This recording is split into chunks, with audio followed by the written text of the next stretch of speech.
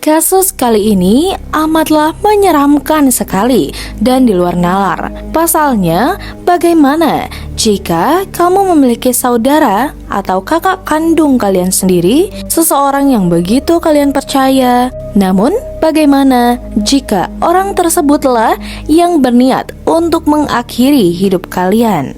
Bukan karena kecelakaan, tapi karena amarah dan kejahatan paling keji. Inilah kisah tragis yang dialami oleh seorang aktris muda bernama Gemma McCluskey. Gemma yang ditemukan tak bernyawa, tubuhnya terpencar dan dibuang ke kanal. Apakah benar kakak kandungnya sendiri yang membunuh? Atau ada seseorang yang memang berniat jahat padanya? Kisah ini akan membuat kalian berpikir dua kali tentang arti rumah dan juga keluarga. Bagaimana kisah selengkapnya? Sebelum kita masuk ke ceritanya, jangan lupa untuk diklik subscribe dan nyalakan lonceng notifikasinya. Sekarang mari kita kupas di cerita hari ini.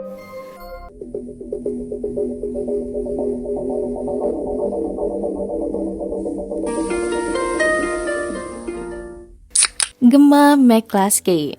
Ia lahir di London Timur, tepatnya pada 5 Februari 1983. Ia tumbuh di lingkungan sederhana, namun penuh kasih.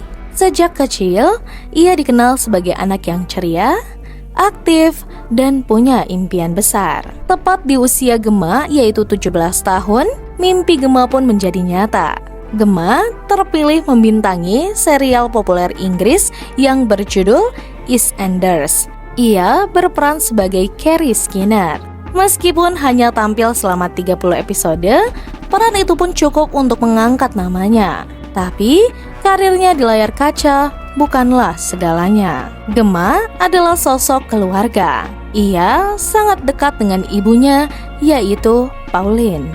Dan Gemma memiliki dua saudara laki-laki, yang pertama bernama Danny McCluskey, yang kedua bernama Tony McCluskey. Namun, Gemma serumah dan tinggal bersama Tony beserta ibunya.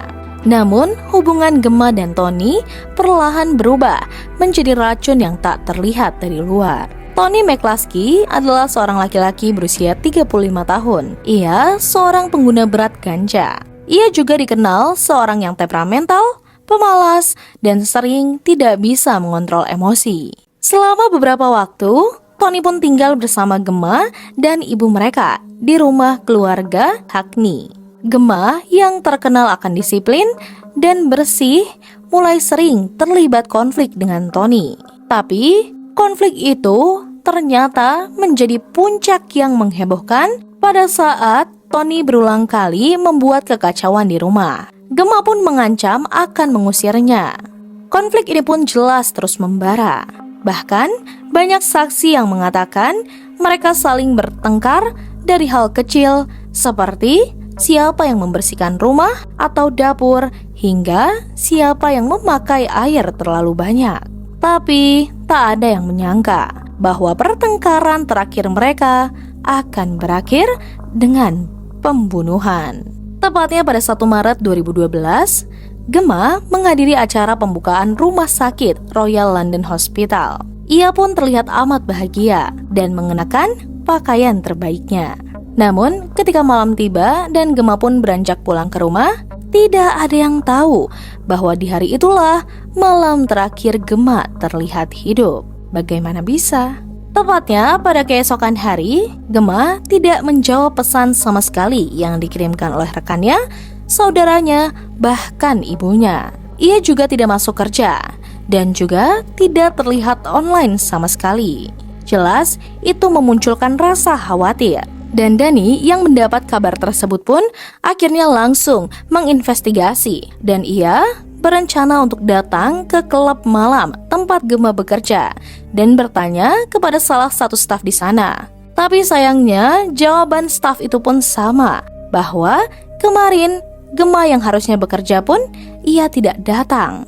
Dan jelas Danny pun semakin khawatir. Dan tepat pada tanggal 3 Maret, Danny dan juga Tony pergi ke kantor polisi untuk melaporkan Gemma yang hilang. Tapi jawaban polisi merespon yang lain, bahwa Tony dan Dani disuruh menunggu bahwasannya banyak terjadi pada seumuran Gemma, di mana ingin menyendiri dan tunggu saja, mungkin ia nanti akan pulang. Akhirnya, Dani dan Tony pun pulang ke rumah. Mereka pun menunggu selama 24 jam, namun Gemma pun tidak kunjung pulang.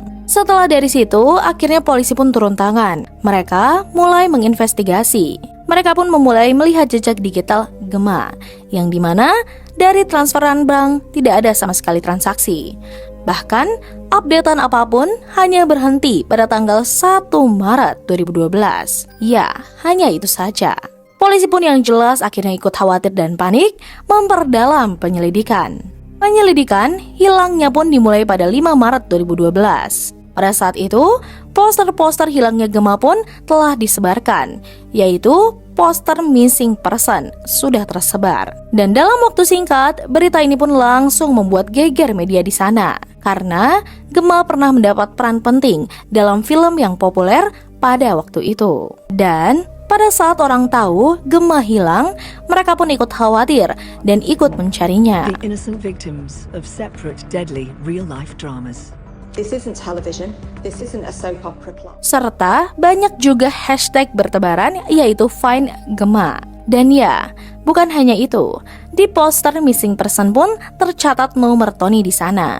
Jadi, barangkali siapa yang menemukan atau mendapat informasi bisa langsung segera menghubungi Tony. Setelah menempelkan banyak kertas-kertas missing person dimanapun, tepatnya pada 6 Maret, Tony, kakak Gemma pun menerima serangkaian telepon misterius dari orang yang tak dikenal. Dan pada saat Tony mengangkat, orang itu pun berkata bahwa jika ingin menemukan Gemma, kamu harus memberikanku uang sebesar 2 juta pound sterling. Karena sekarang ia sudah aku telanjangi. Dan dari situ Tony pun kebingungan dan khawatir. Ia berkata, jangan main-main kamu.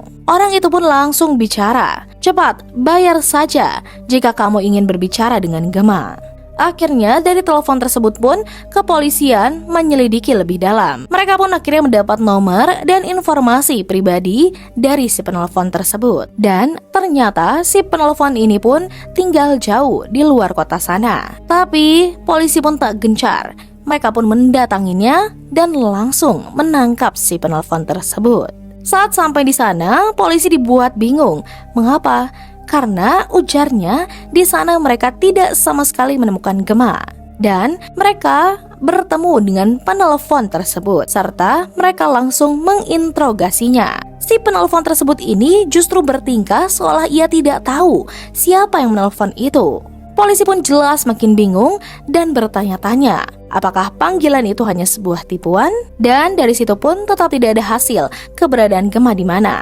Mereka pun pada masih aktif mencari. Dani terlihat sangat aktif mengikuti polisi kemanapun mereka investigasi. Sedangkan Tony hanya berdiam diri di rumah. Karena Tony berkata, ia tidak sanggup dan sedih sekali atas hilangnya Gemma. Tapi jika Gemma pulang, Tony ingin menjadi orang pertama yang ada di depannya dan juga memeluknya, ujar Tony. Seiring berjalannya waktu, tepatnya pada tanggal 6 Maret, polisi pun mendapat petunjuk dari orang sekitar, yaitu seorang nelayan memberitahukan bahwa mereka menabrak sebuah koper besar terlihat terapung di kanal Regen Kanal. Dari koper tersebut, bau busuk pun menyengat dengan amat. Dan pada saat dibuka, petugas pun jelas terkejut. Kalian tahu apa isi kopernya? Isi koper itu adalah tubuh seseorang wanita muda tanpa kepala dan tanpa tangan. Tapi di koper itu hanya berisi torso manusia. Setelah dari situ, polisi pun langsung mengidentifikasi milik siapa torso ini. The weapon was never found. Post-mortem examinations revealed how Cyan and the boys had been killed. The heads. And the forensic analysis of the family home revealed the lengths that Simpson Kent had gone to hide his terrible crimes. He'd set about systematically trying to clean the property to remove evidence of... Later that month, another former East End, Gemma's torso had been examined by a forensic pathologist. But without the entire body, it was impossible to pinpoint the exact cause of death. Without this evidence, the police were worried her brother Tony could claim in court her death was accidental. Akhirnya, setelah diperlukan waktu berhari-hari untuk memastikan identitasnya, tes DNA pun mengungkap siapa pemilik dari torso manusia itu. Dan setelah dibuka dan dibaca, ternyata torso tersebut milik Gemma McCluskey. Semua orang pun jelas terkaget, terutama keluarga dan juga kakaknya. Investigasi pun lebih dalam lagi.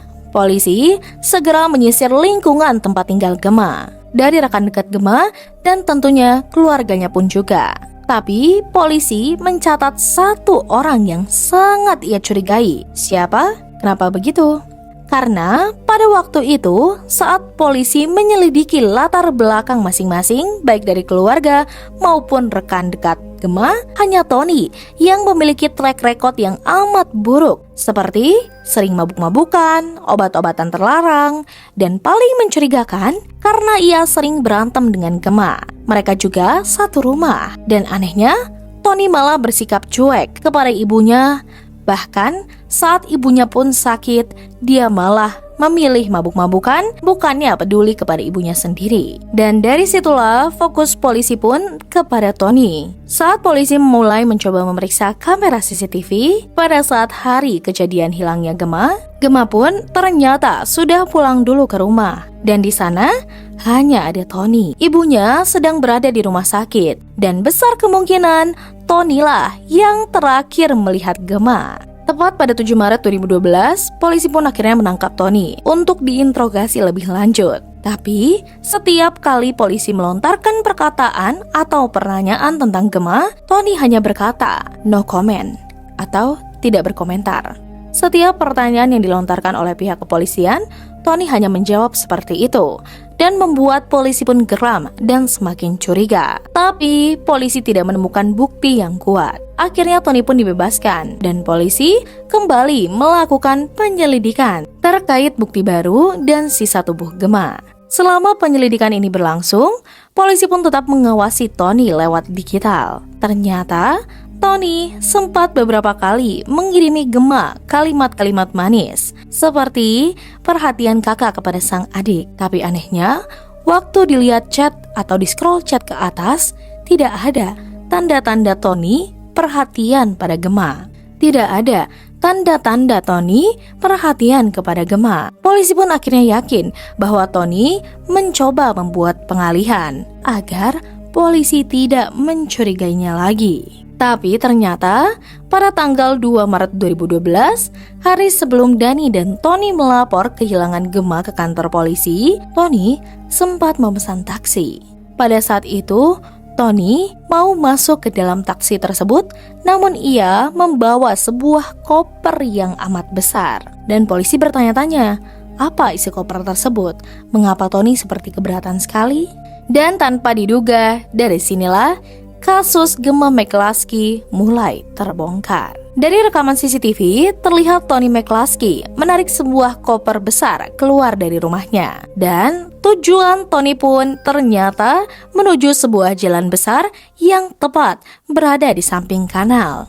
Sesampainya di sana, ternyata ada rekaman CCTV di mana menunjukkan jelas Tony terlihat masih menyeret koper tersebut sambil berjalan. Ia pun turun mendekati kanal dan di sana terekam semuanya. Bukan hanya dari bukti CCTV tersebut, tapi koper itu pun juga cocok dengan koper yang ditemukan oleh petugas di kanal. Dari situlah polisi pun sudah mulai yakin bahwa ini bukanlah sebuah kebetulan, tapi ini sudah terhubung. Yang lebih parahnya lagi, di dalam rumah itu ditemukan jejak darah di kamar mandi dan alat-alat pemotong. Akhirnya Tony pun berhasil ditangkap dan didakwa pada tanggal 10 Maret 2012. Tony pun jelas awalnya menyangkal semua. Ia bahkan berpura-pura ikut mencari Gemma. Tapi bukti tak bisa dibantah. Akhirnya Tony pun mengaku setelah proses yang panjang investigasi dari kepolisian bahwa Tony bertengkar dengan Gemma hanya karena keran air yang dibiarkan menyala. Tidak masuk akal dan tragis bukan? Hanya karena keran air. Tony memukul Gemma. Gadis itu pun jelas terjatuh.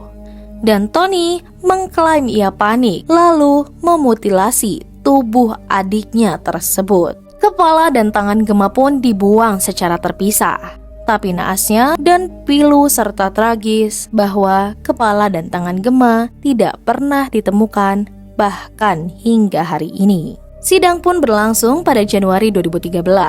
Tony pun tetap membela dirinya dengan dalih kehilangan kontrol dan stres. Ia juga menyebut bahwa ia mengalami gangguan kejiwaan. Namun, juri pun tidak percaya. Aksi pemotongan tubuh, penyembunyian bukti, hingga pembuangan koper membuktikan bahwa Tony melakukan pembunuhan dengan kesadaran penuh. Akhirnya, Tony pun jelas dijatuhi hukuman penjara seumur hidup dengan masa minimum 20 tahun sebelum bisa mengajukan pembebasan bersyarat. Bagaimana reaksi Pauline selaku ibu Gemma dan juga kakak tertua Gemma yaitu Dani? Mereka pun jelas syok dan menangis. Mengapa bisa tega Tony sebagai kakak Gemma lah yang membunuh Gemma sendiri? Bahkan ibunya pun, Pauline, menangis dan berkata, "Aku kehilangan 2 anak, yang satu dikubur, yang satu dipenjara." Hati seorang ibu mana yang tidak hancur melihat semua ini? Kehancuran hati ibu ini tidak bisa diperbaiki. Teman-teman dan penggemar Gemma pun mengadakan penghormatan terakhir. Mereka pun menyalakan lilin di kanal tempat koper ditemukan. Dan ya, kisah ini bukan hanya tentang pembunuhan. Ini tentang bahayanya kemarahan yang tak dikelola, tentang penyakit mental yang tak ditangani, dan tentang bagaimana rumah bisa menjadi tempat paling berbahaya bahkan tanpa kita sadari. Gemma McCluskey adalah korban dari kekerasan domestik, bukan oleh pasangan, tapi oleh saudara kandungnya sendiri. Betapa tragis dan menyedihkan, bukan? Rip Gemma McCluskey, surga untukmu. To answer all the questions. Then, on the 6th of March, the news came in that nobody had wanted to hear. A woman's torso had been found in a suitcase in the canal. It was later identified as Gemma McCluskey. The truth. When they later checked cameras from the estate, there was no sign of Gemma leaving her flat. At this stage, the police were still looking for a missing person. But the investigation was about to take a gruesome turn. 5 days after she went missing, a chance discovery was made in the canal near Gemma's home. And that's when this moved from a missing persons inquiry to a homicide investigation. Jadi, bagaimana tanggapan kalian? Tulis di kolom komentar. Jika kalian suka berita atau kisah kriminal misteri mencengangkan dari seluruh dunia, jangan lupa untuk diklik like, subscribe, share, dan nyalakan lonceng notifikasinya. Agar apa? Tetap aman, waspada, dan terinformasi. Tunggu next kasus kriminal mencengangkan dari seluruh dunia hanya di Weekly Crime Stories.